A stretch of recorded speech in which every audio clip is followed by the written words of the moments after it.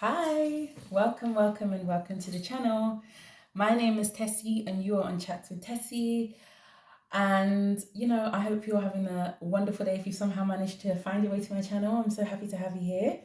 And welcome to the new subscribers, welcome to the old subscribers. And yeah, so happy to have you here. Make sure you grab yourself something to drink, a glass of wine, juice. Yes, I know I'm going with boring water again, but honestly, guys, I'm still recovering. And I'm also really lazy to pack because, as you guys know, I've got a trip coming up to the US. And guys, I've been invited to my first Nigerian traditional wedding in the UK. So, me and Greg were invited. My group of friends has started getting married, engaged, and one of them invited us to their wedding in a couple of months. And wow, I'm actually really excited. I'm gonna start wearing geles and looking at ashwobis. I'm excited. Yeah. It's a wedding season, baby. So today I really wanted to talk about something interesting. I wanted to talk about how Black women and just women in general can avoid toxic relationships, abusive relationships, and also learn to spot personality shifts in the people that they're dating. And actually, this isn't even just for women, it's also for men too. You need to be able to spot personality shifts in someone. And when I look at a lot of the cases of abusive relationships and toxic relationships, you'll actually find that those situations, unless it's like someone being abused in their childhood home or right from birth, or it's a situation where someone's homeless and they're doing survival sex, because that happens a lot. But if we're talking about actual romantic relationships that two people decide to engage in, then a lot of the time the abuse is avoidable. You can avoid being in that situation in the first place, but you must learn how to identify personality shifts.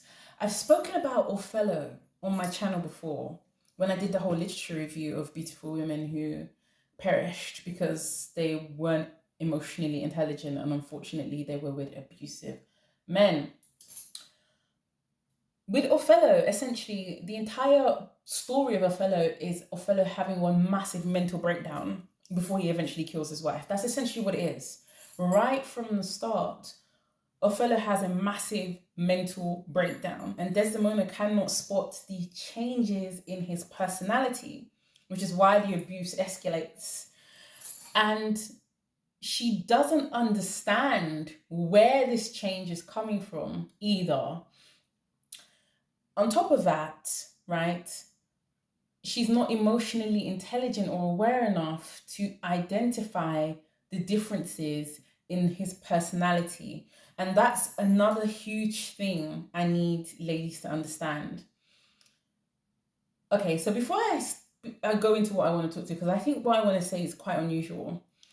I remember when I was studying John Hick, because he's one of my favorite British philosophers of that period, because I did religious studies in my A level and I was the best in the entire school at that. I was very, very good.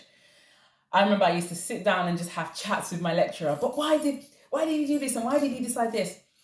One of my favorite theories about John Hick, and one of my favorite theories that he talked about, is that life is a continuous soul-making process.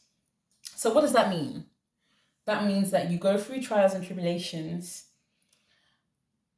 during life that shapes your soul. It's kind of like when we talk about, well, actually, it's different to the whole idea of Jacob's ladder, where essentially while you're dying, your soul is climbing that ladder between earth and heaven. And as you're climbing the ladder, the soul is experiencing suffering, and that prepares the soul for heaven. It's a completely different idea. So with what he was proposing that while you're on earth, you are going through a soul making process, which most people do not finish while they're on earth. And what I want to talk about essentially is a lot of women and a lot of people in general do not understand that most human beings experience a personality death during their lifetime. So, what do I mean by personality death?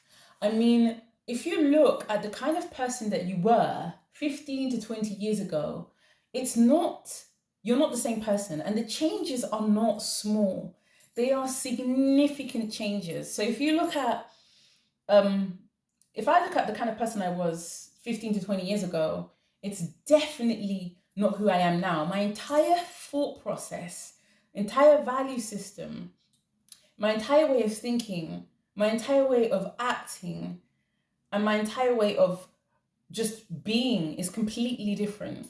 And most people, I believe, because I study people a lot, especially in boarding school. Believe me, there's nothing else to do in boarding school. But in boarding school, I noticed that happening a lot. And most people, if you notice, right, most people will go through life experiencing one or two personality deaths or even more. And essentially, that is your previous personality has to die for you to enter the next phase in your life. And I see that happen a lot. There are people who the only way for them to change or move forward is to discard the previous parts of the personality that they had before and become someone completely different. And for a lot of people, that will be the case. Literally, sometimes personality deaths can be brought on forcefully through accidents, brain tumors. You see someone who was ordinarily reserved or very quiet or calm, and then they develop a brain tumor, they become erratic, they become angry, they become confused. Or you see someone who maybe hit their head somewhere and then they completely change overnight. I remember that book I read, Horns by Joe Hill. It was turned into a movie by Daniel Radcliffe. Daniel Radcliffe was playing the main character. And in that movie, in the book, the main villain, Lee, he starts off as an ordinary, nice, calm guy. Unfortunately, he has an accident, hits his head and damages his frontal cortex and becomes a completely different individual, right? And people didn't spot this early on. He starts becoming violent, erratic, confident, overconfident. And a lot of women cannot spot personality deaths in their partner. So sometimes you may have the most amazing partner, and this is why a lot of women do not understand why guys do midlife crisis. Midlife crisis is another form of a personality death, by the way. Sometimes it is born by chemical imbalance, but it's inevitable. Some of these personality deaths are inevitable. Some of these midlife crises, it was a matter of time. Okay, if you look at it this way, a guy will build his entire life, get married to someone, 30, 20 years of marriage, have kids, and then automatically decide at that point in his life to change. Maybe he'll start going out and drinking more. Maybe he'll start having casual sex, or he'll be drinking, or he'll be dressing and wearing really tight leather clothes. This happens to women as well. It happens to most people. Most people will experience a change in their personality. They will go from one personality to another in their life. If you look back at yourself, you can see that you have had a personality death. Maybe in the past, maybe 10, 15 years ago, you were not a confident person. Maybe you were shy. Maybe you were reserved. And then you've suddenly become a confident person. You've broken out of your shell. 20 years later, you're not the same person that you were, and you have completely different characteristics, completely different personality traits. It can also work backwards. You can be a confident person and you can experience a personality death through depression. So one of the major hallmarks of depression and the major differences to spot in someone is the increase in selfishness and a decrease in empathy, because actually depression really is a disease that hones in and increases the selfishness of one's mind, of oneself.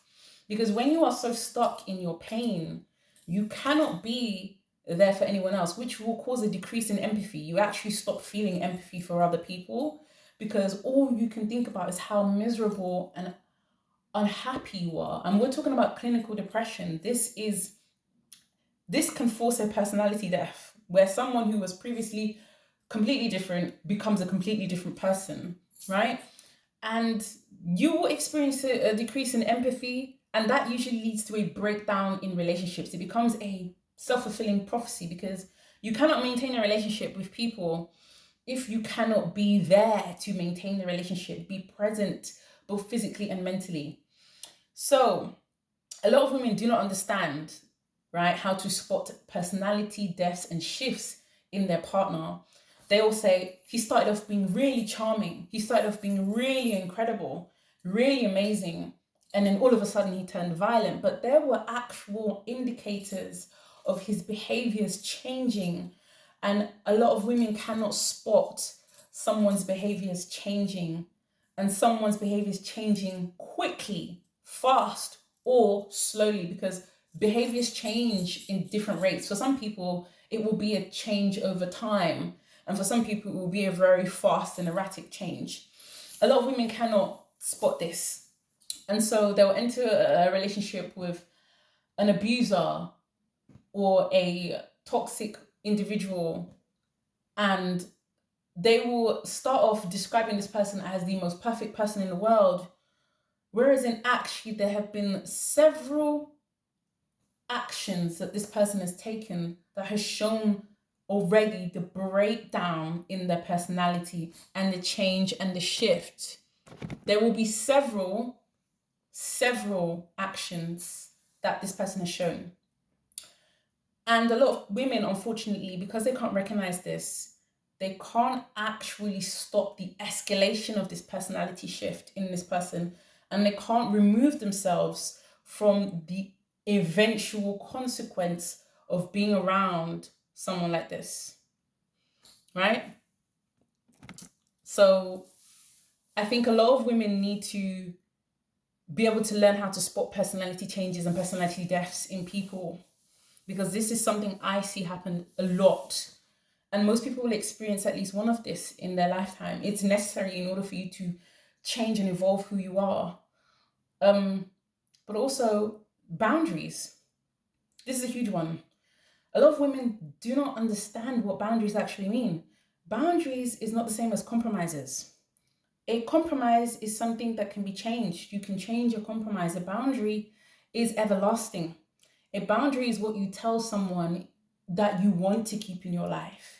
You say, please don't do this, because if you do this, I can no longer have you in my life. I can no longer keep you here. Please do not cheat on me. Please do not lie to me. Please do not be violent to me. If you do these things, I can no longer have you in my life. And a lot of women do not understand that a boundary is something that cannot be compromised. It cannot be shaken. It must be completely firm. It must be everlasting. And when it's not, when boundaries aren't enforced and you don't respect your own boundaries, that is when you leave yourself open to the consequence of someone's personality death and someone's personality shift. Because when someone is changing personality, there are consequences to that. You see people who suddenly, they were amazing church-going people, they were really relaxed and really nice, and suddenly they're out on drugs, they're violent. That's a personality death. And when you don't respect your boundaries, you will experience a consequence of that person's personality death. You will be the one first in line to experience that. And a lot of women do not respect their boundaries. They just do not respect their boundaries. They believe that their boundaries are actually compromises. They get confused between the two. Your boundaries are not compromises. Your boundaries are everlasting. They must remain the same. Otherwise, you will be susceptible to abusive, toxic individuals who will act out their personality deaths in front of you. Another thing as well. Oh, actually, wait, guys. I have to go. I just realized I need to rush off, but I will come back to this later. But yeah, essentially, there are ways that you can avoid a toxic and abusive relationship. You really, really need to look at people's personality, how it changes over time, the subtle actions that they're showing you, that they're giving you. And then you also need to be respecting your boundaries. You must respect your boundaries. You must keep them in place. That's one of the only ways you can protect yourself from predatory individuals. Predatory individuals are granted access into people's lives because boundaries are not kept. That's a huge one. That's a huge one. Most of the time, when you see someone who's been abused, you'll see that the person has done several things in the past to hint that they are not having good intentions, but because the person hasn't been serious with their boundaries and hasn't enforced them. Enforcing your boundaries requires self-esteem. Your self-esteem must rise because you must believe in what you say in order to follow it. If you don't believe in what you say, you won't follow what you say. You'll just be saying it for the sake of saying it, but you won't actually do it. You need to increase your self-esteem in order for you to stick to your boundaries. You cannot stick to your boundaries if you have low self-esteem. I'm just telling you that now. You will cave each time.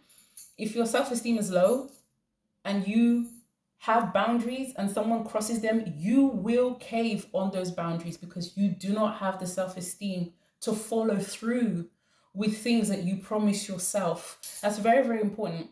It's one of the main reasons why women enter abusive relationships. Even some men, they don't respect their own boundaries because there's no self-esteem and there's no self-belief. It's very, very, very important. It's one of the major hallmarks of loving yourself. When you make a decision, respect that decision. Don't ruminate over it and be sad over it. Respect that decision and be glad you've made that decision for yourself. And once you do that, stuff like that will stop you from experiencing abusive relationships. It might even save your life because when you respect your boundaries, you remove yourself from situations that are not beneficial, that could actively harm you. And most people, when they experience personality deaths, the consequences of that are severe and they can be very negative. You can have a guy who's incredibly, fantastically amazing husband for 30, 20 years and experience a personality death and suddenly violent, abusive, shouting, screaming, cheating. There will be several signs that he's going through a personality death or she's going through a personality death, but you won't, unless you actually stick to your boundaries, you will suffer the consequences of that. So that's very, very, very important. Learn how to spot personality changes and deaths in people. Respect your boundaries. Respect your deal breakers. Boundaries are not compromises. Compromises are things that you can change. Boundaries can never change. And also make sure that you increase your self-esteem because you will not listen to yourself if you don't actually believe what you say. Self-belief is the driving force for action. If you do not believe what you say, no action will ever follow your words. It's very, very important. This is one of the main reasons you can stay away from abusive relationships, right? And you can also develop healthy relationships with people. Okay, I need to go. But thank you very much for watching. And yeah, don't forget to like and subscribe. There's lots coming on this channel. Sorry, this was like a really kind of like heavy topic, but I felt it was very, very important for women to know and even some guys as well. But yeah, lots of fun stuff coming up on this channel. So yeah, don't forget to like and subscribe. And thank you so much for watching, all the new subscribers and the old subscribers. I will see ya when I see ya. Bye.